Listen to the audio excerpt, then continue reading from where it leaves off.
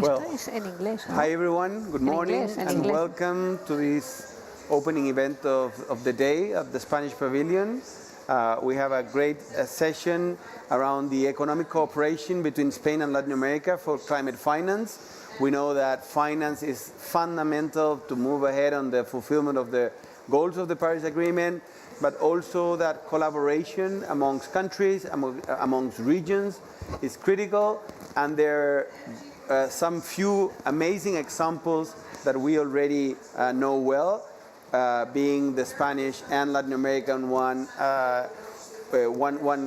type of collaboration that we're all very proud of, and I think that it's not only about what we can learn about it, but also how can we improve mechanisms, and hopefully we can replicate that in many other parts of the world.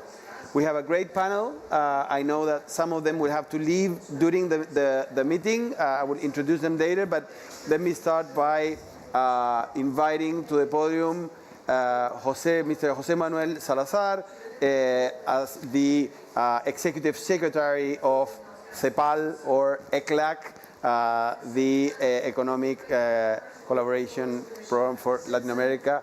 Mr. Jose Manuel, please, the floor is yours.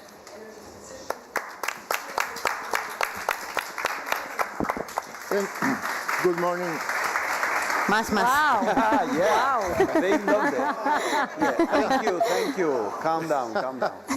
Thank you very much. We've had this trouble already in some other sessions. Really? Some competing loudspeakers, so to speak.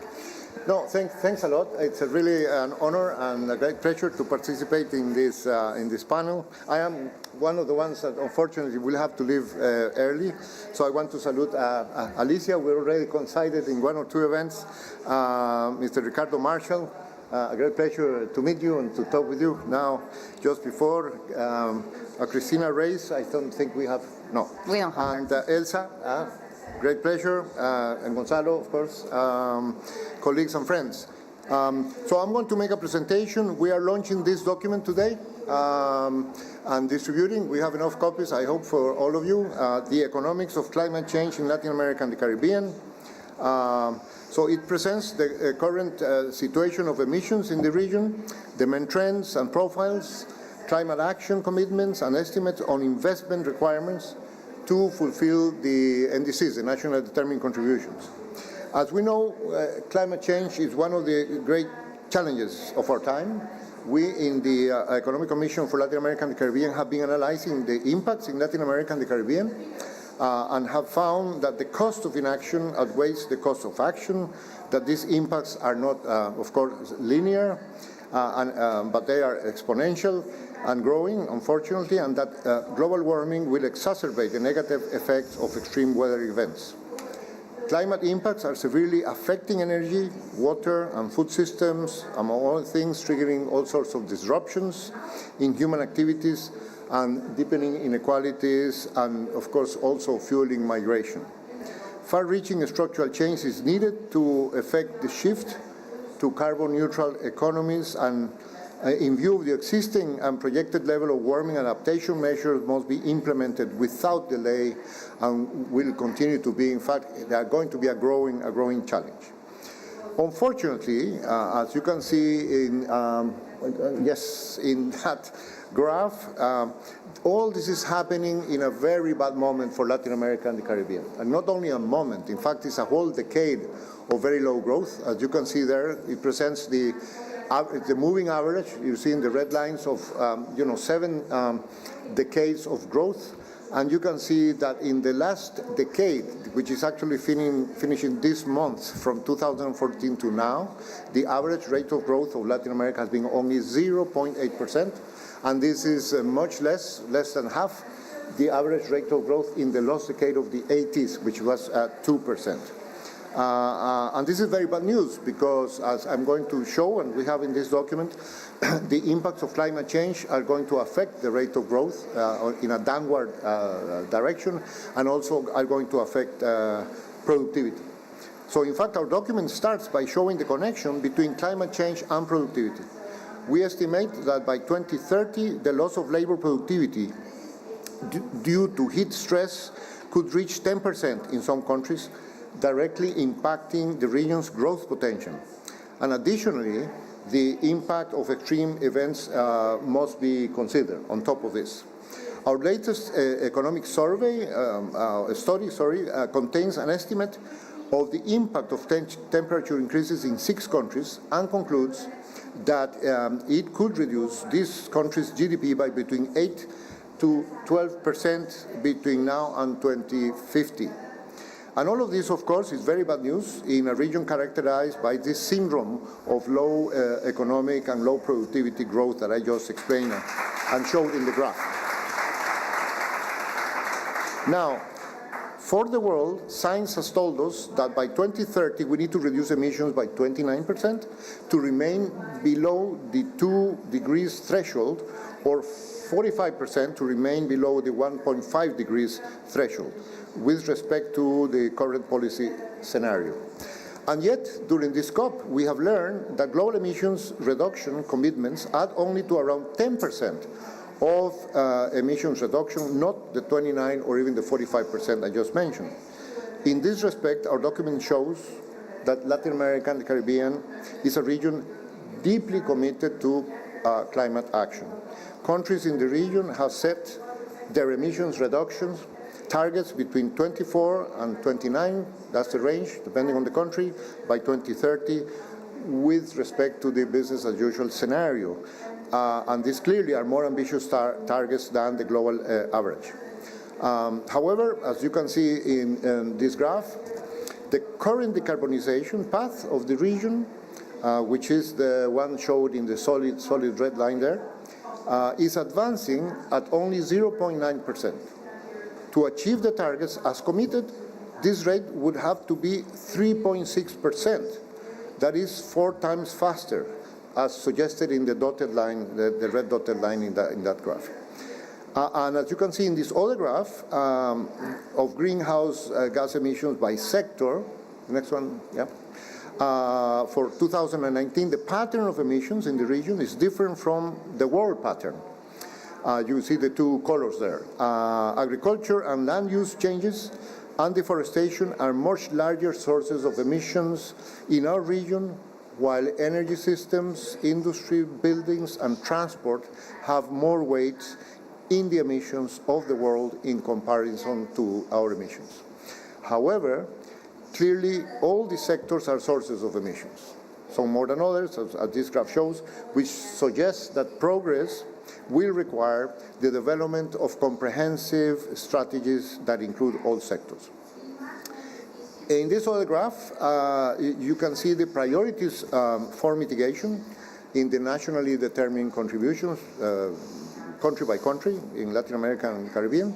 The denser columns suggest that that those are the main sectors in which, according to the mitigation strategies, there is need to mobilize more resources and investments for the required transformations. And this other graph shows well, actually, they are not the same. There are more sectors in this, but it shows the sectoral priorities for adaptation. And as you can see, they are significantly different from the mitigation priorities. The dense sectors for adaptation priorities include, and in the order in which they appear in that table, water, agriculture, health and biodiversity, and coastal management, and you can see the rest of the sequence there. Clearly, the high vulnerability of countries in Latin America and the Caribbean makes adaptation a major and growing challenge that will need much higher mobilization of resources than currently committed. At this point, it is important to reiterate that while the transition to carbon neutral and climate resilient societies is complex and poses urgent challenge, it is also a huge opportunity for the region, because investment in climate action can yield not only environmental benefits but also economic and social benefits. I think this is in a way the new paradigm of thinking, where we still have to improve our narratives and our messages and communication and the public understanding of the problems. And this is in turn because the levels of investment and financing for mitigation and adaptation will provide a major boost to growth, to job creation and social development. A boost which is clearly most desirable in a region that, again, as I said, is in the throes of low growth low job creation and low investment, as we saw at the beginning. This other table shows, next one, estimates of the investment needs to achieve the commitments in the nationally determined contributions of Latin America and the Caribbean for mitigation and adaptation. They are separated there in the table, as you can see, which in the aggregate, however, the bottom line, are in the range of between 3.7 are, let's say, rounding up 5% of the GDP per year until 2030. Roughly 2/3 of this corresponds to mitigation actions in energy, transportation, and deforestation, and 1/3, the other 1/3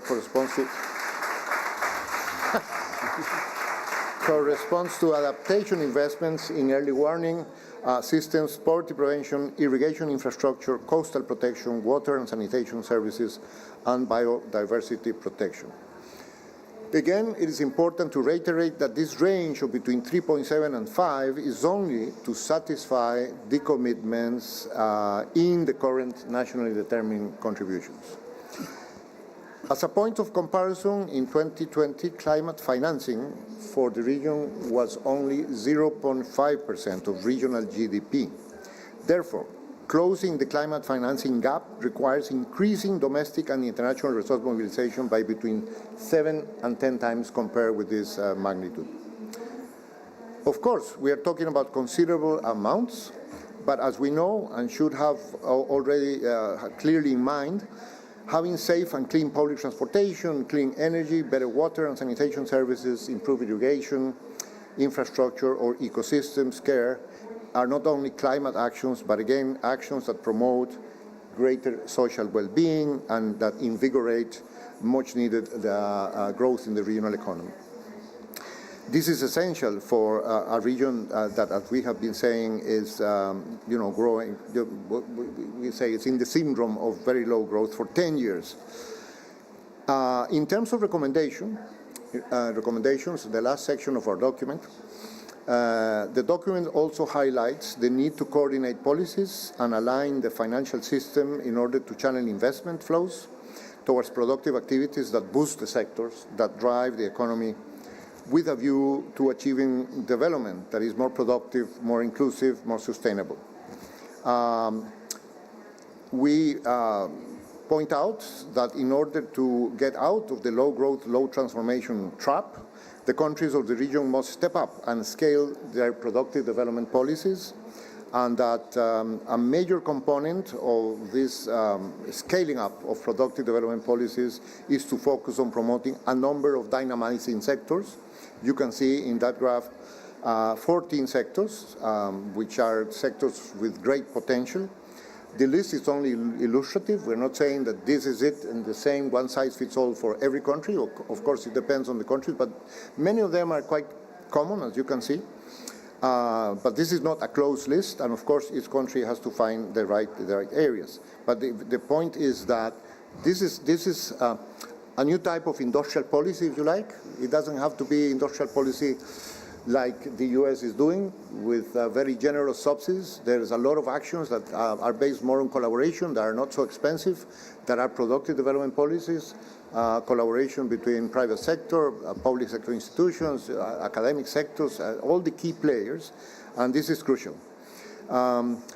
But in addition to these vertical or sectoral efforts, countries also need to work on enabling conditions, and this, I think, is our last slide. Horizontal or transversal policies to improve the investment climate, mobilize resources of the type that are pointed out there. These include climate-related financial risk analysis, taxonomies for climate financing, as well as a range of instruments for climate action, such as carbon pricing instruments, etc. And it is important, of course, to align all these different efforts and to make them land in a coherent way in each one of the transformation sectors. As I said, these transformations will need collaborative approaches. I think there is sometimes an underestimated effort in terms of the policy formulation, the collaboration between different institutions, and that is very helpful to trigger the financing required as well. So it's a matter of investment, but it's a matter of how to organize the processes of collaboration for each of these transformative sectors. So, just to finalize, say that we at ECLAC, CEPAL, remain very committed and will continue working in this area with all our partners and the networks. For me, this is the first COP that I participate. I have a steep learning curve from my colleagues from previous experiences, but as you know, ECLAC has a strong team and a strong network of expertise and history of contributions, and we are ready and prepared to strengthen and continue doing this, and of course working very closely with Brazil. We have members of our office and the staff in Brazil here to support and prepare also for COP30 and also the leadership of Brazil in the G20, etc. So thank you very much, and I'm really sorry that I will have to leave very soon because I have to catch a plane and go back, but I hope you have a very fruitful exchange. Thank you.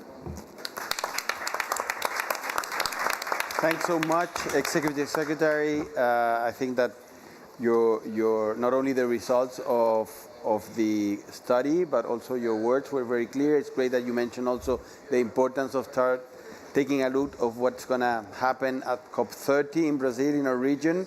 And I think that you brought many aspects that I would like us to reflect on, but as I know that Ricardo and then Alicia will have to leave, I'm going to jump directly into the panel. So I have here with me Ricardo Marshall from Roof to Reefs program, R2RP from Barbados of the Prime Minister's Office.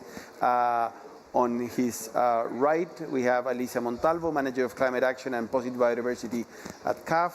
And finally here on my left, Elsa Velasco, Team Leader at Euroclima Plus 2020 at FIAP. So thank you to the three of you for being here. And Ricardo, I think that we have to jump directly into the question. If you can let us know what are the main challenges you see to bridge the climate finance gap, please. The floor is yours. Thank you so much. And it is really a pleasure to be here, Gonzalo, to see you again and to be able to share the stage. For us in Barbados, the reality is that we're on the front lines of the climate crisis. We are amongst those canaries in the coal mine. And we have to address the issues both in terms of mitigation as well as adaptation, and to face the specter of loss and damage. And for us, therefore, we need to look at how you're going to finance across those broad gaps. And we have essentially put in place a program called the Roofs to Reefs program in Barbados, which is our climate resilient development model for the next decade. And for us, we see it as an impossibility to separate climate resilience from development. And therefore, we have to be able to finance the entire spectrum of that. So what we have sought to do is to integrate at the national level through all of our national policies, speaking together and then cascading down to the sectoral policies to allow us to identify what our priority areas are going to be, and then to be able to detail the list of projects and to develop the investment plan that we need to take that forward.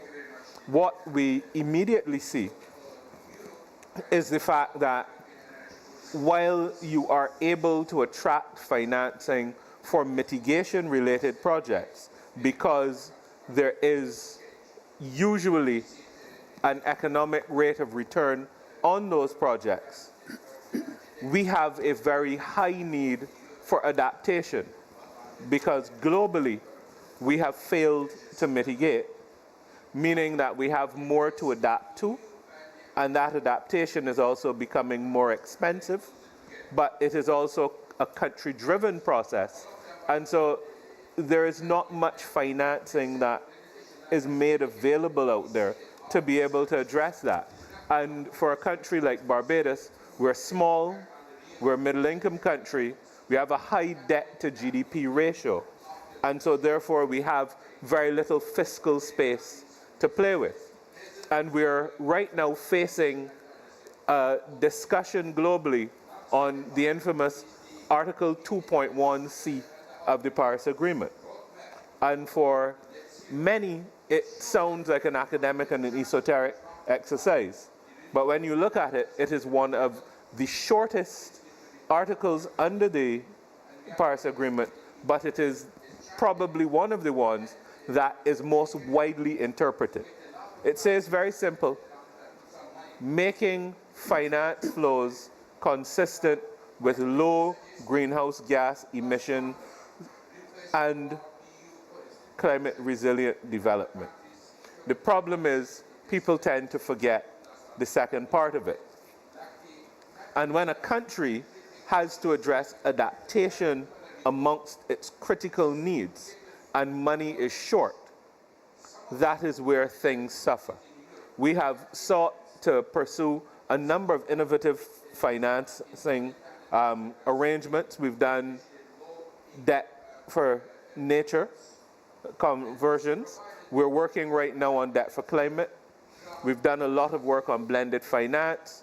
We're in the final steps legally of the establishment of what will be the second blue-green bank internationally, and the first that is functional, because Mongolia is still struggling in that respect.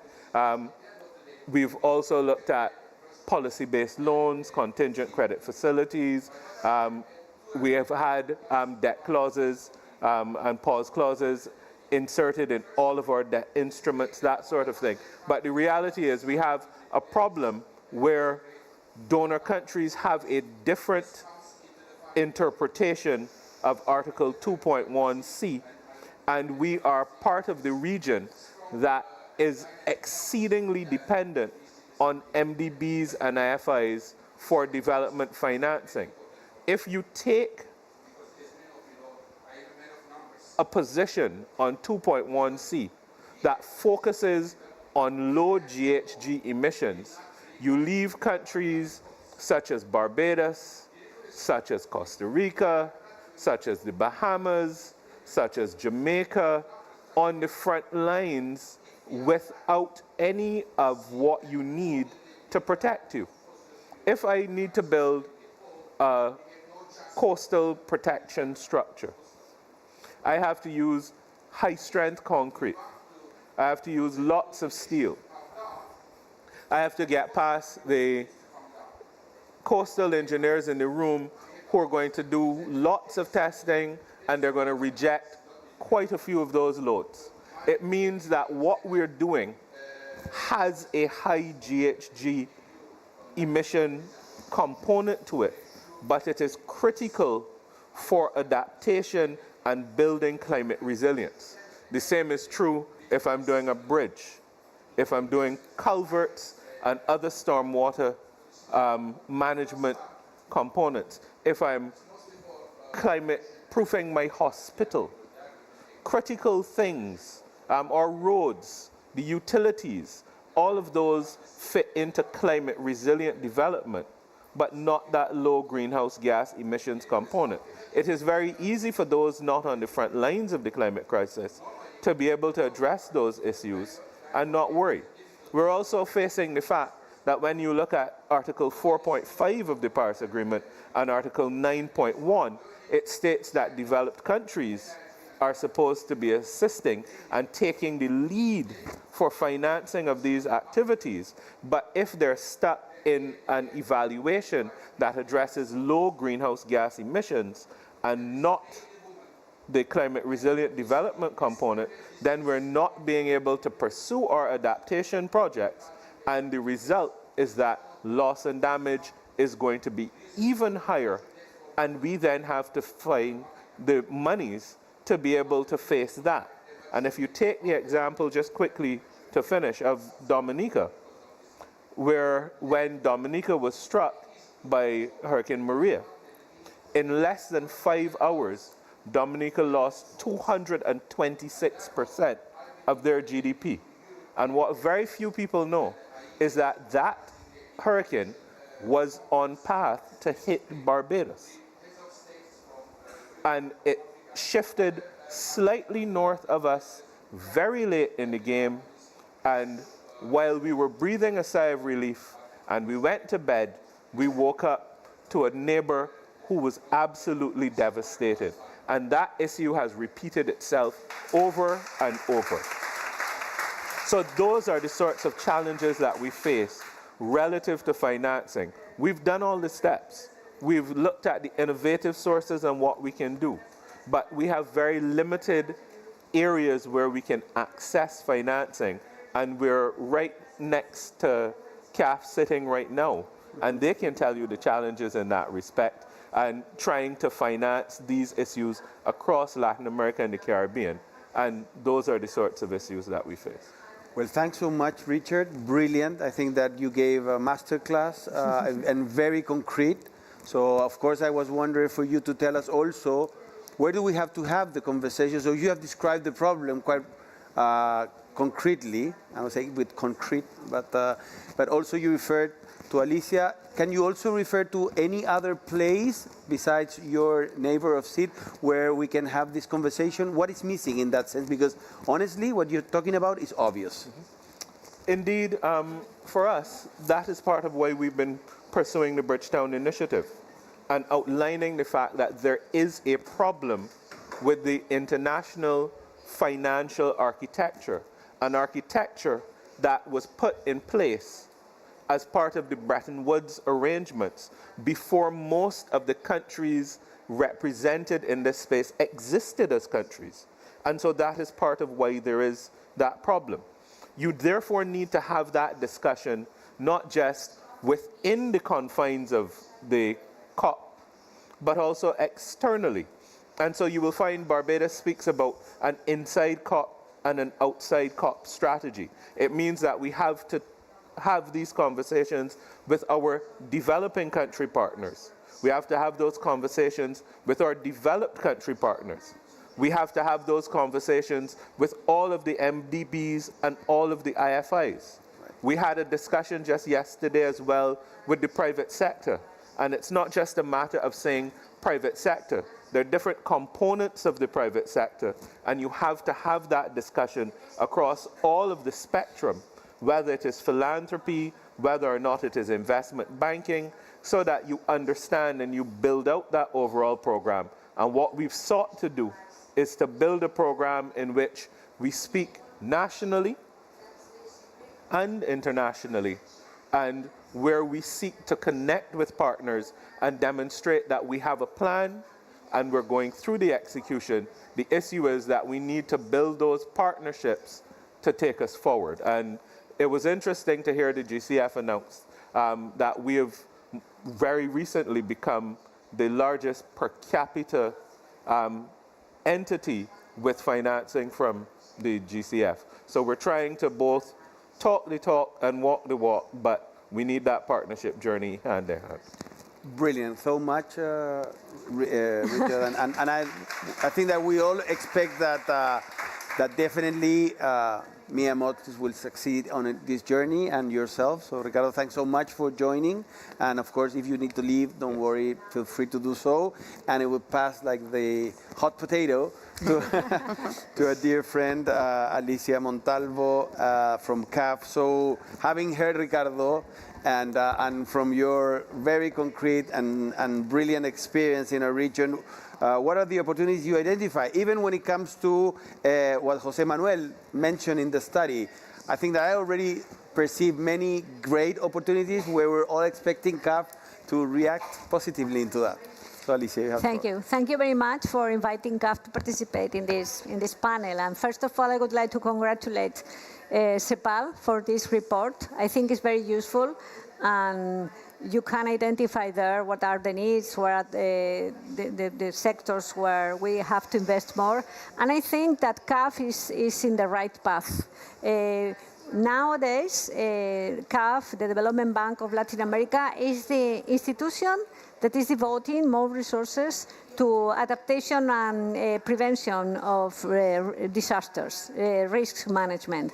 And in fact, we just announced that from now on to 2030, we will invest $15 billion in adaptation and risk management.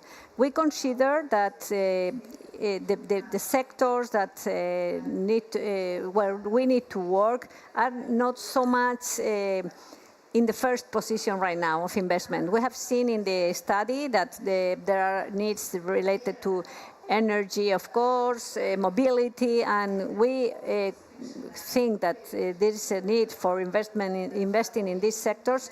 But one sector that sometimes is missed, even though there are many companies investing in Latin America from Europe and other countries, is infrastructures.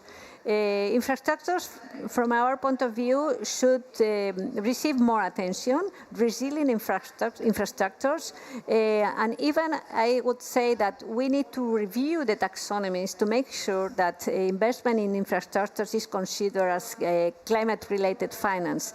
In CAF, actually, we have this challenge because we are mostly one bank that has invested a lot in infrastructures, and we face that sometimes these investments are not considered as green finance, even though many issues related to resilience are involved. So the first point is, let's focus our attention on the problematic that the Latin American and the Caribbean countries are facing regarding the risk management and resilience. CAF is doing that, but we think that it's important that we all the institutions reflect on that much more. My second comment has to do with the cooperation. This is the issue here, the cooperation between Spain and Latin America. And I would like to stress on that, because I think that now Spain is having the European Union presidency, and I would like to stress the work that CAF has done with the presidency, with the Commission, but also with Spain, in order to mobilize and to make commitments in investments in Latin America and the Caribbean countries. In July, the Global Gateway was announced with $45 billion, and I think this is very important. This has been, I think, a departure point, and we need to make a follow-up of all these investments. Many sectors have been identified there: energy, mobility, green hydrogen, but I think that still infrastructures should be at the top of the list, but also agriculture. Jose Manuel has mentioned the need for, oh, sorry, I don't want to interrupt you, has mentioned the need to really work hard in the agricultural sector.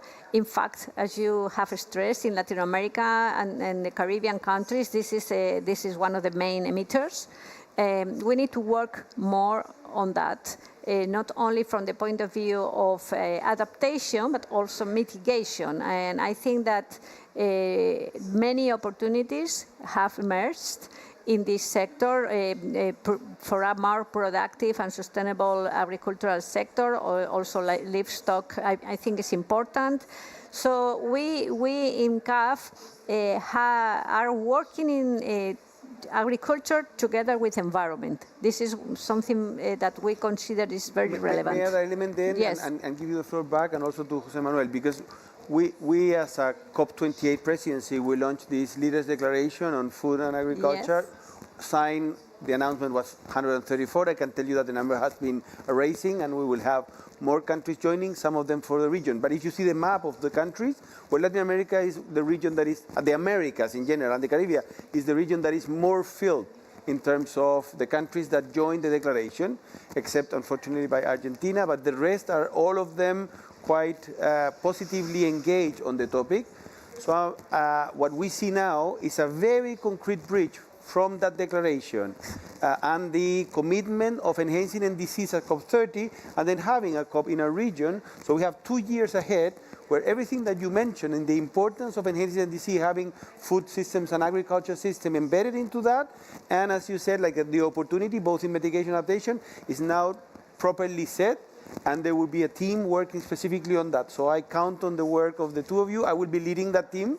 So I hope that we can come to COP30 with a concrete metrics on, having heard that at COP28, what we're going to be landing at COP30 in terms of NDCs and handling both aspects, mitigation and adaptation, and not only in terms of stopping deforestation. It's about the methane emission agenda. It's about the waste and loss of food. It's about nurturing our population in a better way. So all of that will be incorporating. So great that both of you are bringing that. I could not stop of mentioning it. So thank no, you. that's Back to you, important, Alicia, please. because as far as I know, agriculture has been in this conversation only recently. So I think it's very important. And also, one thing that we are working hard is a stronger link between climate change and biodiversity. In CAF, we consider that the division of topics, I mean, to consider biodiversity only as nature-based solutions is just to see one part of the biodiversity strengths. That's why we are focusing in the importance of ecosystems as a solution for climate change, but also to improve the quality of life of people, to protect biodiversity. I think that probably COP30 in Brazil will be a starting point to merge climate change and biodiversity in a very strong way. Probably we will only have one COP, not two COPs. This is important. But so summarizing, I think that it's important that we have the voice of Latin American and Caribbean countries in all these discussions in order to identify the priorities for investing. And also it's important that we, as Ricardo was saying, have innovative instruments to catalyze the resources from the private sector. There are many conversations on that right now. As he mentioned, the Bridgestone initiative was very important, but we had many conversations in the G20, of course, in Paris, in Cartagena with a fixed meeting, and we all are reflecting on how to make possible that we mobilize private sector with risk mitigation instruments, and CAF is part of this discussion. Brilliant. Thanks so much, Alicia, and I think that it gives a clear sense of the agenda that we have ahead. And Elsa, how do you see like FIAP is helping these countries to channel these climate finance opportunities and gaps? Thank you. Let's see if I compete with our colleagues in front of the European Union, because it's not easy. But thank you very much. Goodbye. Thank you for joining us. It's an honor to be here and be invited here with you guys. I would say that I'm really happy that the FIAC can be in part of this conversation, because we're talking about, in my case, a team leader for a program of the European Union, who actually it's the program that is the start of cooperation when we're talking about the two regions, Latin American and European Union. So I'm happy to discuss in two heads as the EU on what Spain can do to support this. Climate finance represents one of the priorities of the region in order to move forward the low-carbon, climate-resilient development. And changing investment needs to be done, and changing the flows is needed. So we're talking about a complex architecture. Climate finance makes very difficult for Latin American countries and the Caribbean to access to their resources internationally, locally, public and private, to try to make the differences in the NDCs, how then they can do this foster sustainable, resilient recovery and development in that sense. So what we're doing in programs such as Euroclima and CANFIAP, we put together the two regions. We listen and we try to support them in different ways. I mean, the involvement of financial system actors is important to strengthen this cooperation. We're talking about regulatory frameworks and capacity building, and so we can help to support the mobilization of available resources to try to do this. So the program brings together the table the capacity to generate international partnerships in the Global Gateway Strategy, as already has been mentioned by Alicia. I'm really happy you already did so. So the access to finance, and we can support countries training them and do the capacity building to try to work, and so they can work in programs so they can access more finance, and we can support them to go to this achievement, to these goals. So it's also important to work in the enabling conditions. Euroclima also works enabling the conditions to facilitate investments from different sectors, for creating improving public policy instruments so we can reduce risks, so they can be more attractive for investors. And we don't need to forget this is essential, and to have together the banks supporting us in this, I think, is absolutely one of the most important synergies we can create in these kind of programs.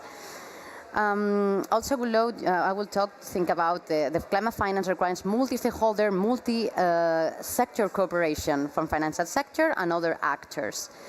I would like to talk about the kind of instruments in Euroclima and FIAP we brought together to try to support the countries, such as the green loans, the carbon markets. We're talking about as well as the green bonds as well, and there's excellent examples we can work. I mean, for example, the European Investment Bank is the largest multilateral in the world, financing 76 million euros, on which 10.8 was outside of Europe. This is an amazing achievement, and it's in the name of the European Union. The Global Gateway Agenda has already supported Brazil and Chile in solar energy and efficient housing, respectively. So this is something Euroclima can support to go to these countries and supporting the EIB. CAF as well is so welcome to join us in this sense. When we're talking about carbon markets, I would like to stress how European Union has been an excellent example, the emission trading system that began in 2005, and has been also one example for Latin American countries that they can somehow be inspired by. Because at the end of the day, we're talking about, it covers all the European Union member states, Iceland, Liechtenstein, Norway, and Northern Ireland. And we're talking about emission permits and plans to expand for 3 sectors to 5.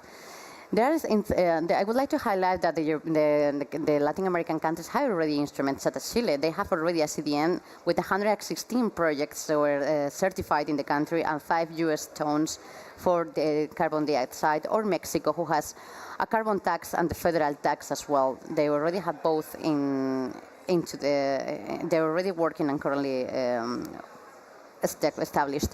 I would like to highlight the example of El Salvador, because El Salvador rely on Euroclima and FIAP to develop their own domestic carbon market, and we're currently doing that. So I think it's one of the examples we can work. And for the last, I would like to go for the green bonds, because we have an excellent cooperation with the Spanish government into Latin America. When Spain explained how they, in 2021, launched the green bond framework for 500 million euros. And to date, more 4 issues have been made since then. An interinstitutional working group has created on structuring the green bond issues and promoting a sustainable finance. And this has been used as an example for countries such as Panama in a workshop we just have in last May. So I think that would be some of the examples Euroclima is there. I would like also to highlight the work of my colleagues in CEPAL, who are also part of Euroclima, and they work a lot on carbon pricing. So brilliant. Thanks so much, Elsa. And I think that it's great to see the broadness of the work of Euroclima and FIAP. If I can do a question to the two of you, because you mentioned the importance and the work that ECLAC has been doing in terms of carbon pricing, but also the Executive Secretary, José Manuel Salazar, he mentioned about the importance of the social price of carbon.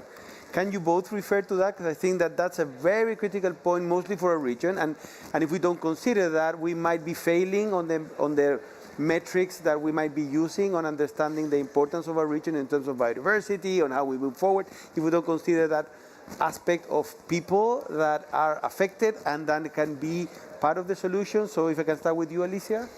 Thank you. I think this is a question I have been thinking a lot about. I used to be teacher of natural resources economics, and I always mention the social importance of the social price. And I have to say that real life is difficult. It's very difficult to apply that, because in the conversations with the countries, sometimes it's almost impossible to bring the economic value. Don't speak about social value. Bring the economic value for these questions related to climate change, biodiversity. If we try to talk about that, we need to really have a very strong evidence, trying to introduce this element in the value of investments. And this is the problem right now. The problem is that we don't have we have theoretical tools, yes. But in fact, when we try to use them in the conversation with the countries, this is really very hard. This is difficult, even for private companies, for public sector. And I think that one question that we should perhaps work further is in the biodiversity risk considerations in the investments. Now we are talking a little bit about climate change risk and financial risk related to climate change, but risk related to biodiversity is not in the conversation. And I think this could be perhaps a way to introduce this social price or social element. But of course, it's very important, but at the same time, I think nowadays it's really difficult. We need more tools. We need to further reflect with the ministers or ministries of economy. Sometimes we see that the ministries of environment and the ministries of economy, they don't talk each other. And the only way they have begun to talk is thanks to the green bonds. Yeah. Because of the green bonds, now this conversation, for instance, in the case of Uruguay, you know that they have emitted one green bond, and this has been a very important tool to make possible that the ministers of finance, for the first time, pay attention to the ministers of environment and say, please give me indicators that are really useful for me to bring money, to attract investment. This is a very important first step, but still we are a little bit far of making so much progress. But I think that, of course, the report is very clear, and I think it's very useful, but we are in a very, very early stage in these discussions. But I think that we will make progress, but unfortunately not so fast as we would like. Brilliant. Thank you, Elisa. Elsa, do you want to add to anything in relation to the social price of carbon? I could, but actually I couldn't agree more with you, Alicia. At the end of the day, we have one huge disconnection between the Ministry of Finance and the Ministry of Environment in the region when we're talking about social price of carbon. And it is something I think we're all doing efforts to try to solve, but at the end of the day, it's a gap, and it's going to be this reluctance is going to make us very difficult to try to put that inside. I would like to highlight the example of work that, for example, Panama is doing to try to put in the table. So sorry. That was so good to have you here. Thank you, Alicia. We'll see you. I really to try to put into the table the benefits of trying to count the benefits of the carbon in the natural ecosystems of the mangroves, and because this is one of the examples of how a country is ahead and try to put this into the carbon markets, how this can be reflected in the bonds, because also Panama is working on a green bond and is developing this kind of indicators. I think it's one of the samples that when things you're not trying to align and try to go over there. So I think we have to listen to the countries to see, because they already have amazing examples of how things could be over there. But unfortunately, I guess we need to go, as Alicia said, I mean, we're a little bit in the beginning of what the conversation should be about.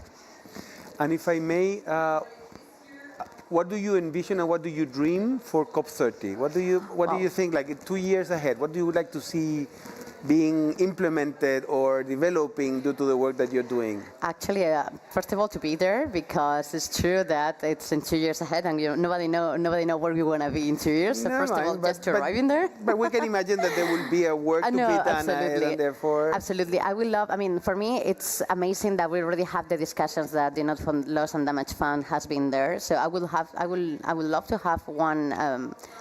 Tool or method of how this is going to be implemented, who is going to put money, who is going to receive, and how. Because at the end of the day, we are this kind of programs of Euroclimate are the ones where channels to do this kind of connections between this kind of support between regions. So I would like to have a methodological way to do this. I would love to have it in 2 years. Let's hope. So I'm really happy we already have this fund established in the first 2 days of the COP, because I already thought that would take so much longer. So I'm really positive about it. I think Brazil is going to make all the difference. Brilliant. Thanks so much, Elsa. And thanks to our now transparent panelists for having this great conversation. Thanks. We got in my family at the end. Yes. That's how it is. That's how it's COP as well. I know. Is absolutely fluid, and we're all running from one place to the other. But we had the opportunity of having this such critical conversation. Thanks so much, Elsa. Thanks to all of you and the people that were watching us live. So have a great day. Thank you.